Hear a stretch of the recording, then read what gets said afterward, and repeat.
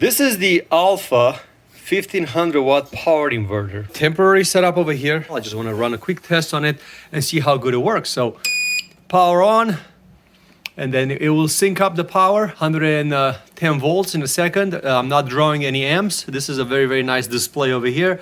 Also tells me that the battery power is at 13.3 volts. So it monitors the battery power also. It has a shut-off voltage about 10.5 volts. At 10.8 is going to start beeping. At 10.5 is going to actually shut off. You have two USBs here in the front, and then you could draw power from the front over here. Right now it's providing 3.2 amps at 110 volts. This is clean power, 110 volts. This laptop has absolutely no complaints about it. 47% and charging, an hour and 6 minutes left. And this is a per super kettle. It's trying to boil some water. This is pulling about 300 watts.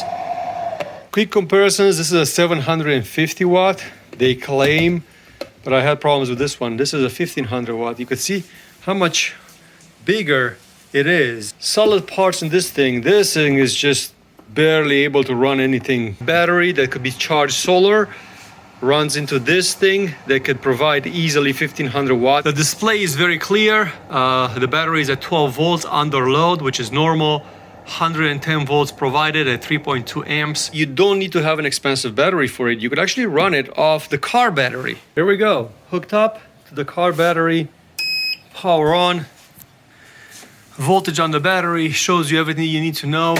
Angle grinder hooked up.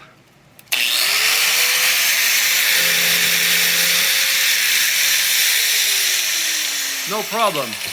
So this is very versatile. If you need it for a quick hookup, then you could have those clamp-ons to the car. If you give it 12 volts, it will give you reliable 110 at the end, up to 1500 watts that you could run anything from power tools to other fancy stuff like that. It can charge my bike, and that's why I really need it.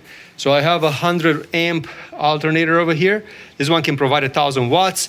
My bike uses about 500 to charge, so I could pull that much out with this thing and charge the bike while I'm driving the car. So we're gonna plug it in real quick. See, the voltage for the battery dropped because it's drawing some power out of the battery, and then we're providing 111 volts at 3.6 amps. This battery is almost full. This is about 400 watts. It's pulling right now with no problem. I've been running this thing for testing purposes for a while now, and it didn't even get hot. Like, it has fans in the back, but I haven't heard them coming on yet. And with the water at 212 degrees, this is pulling 0.6 right now because just the laptop it's running off of it, already at 51% battery. And it can run other things. This particular thing can run other things very easily, like a vacuum cleaner.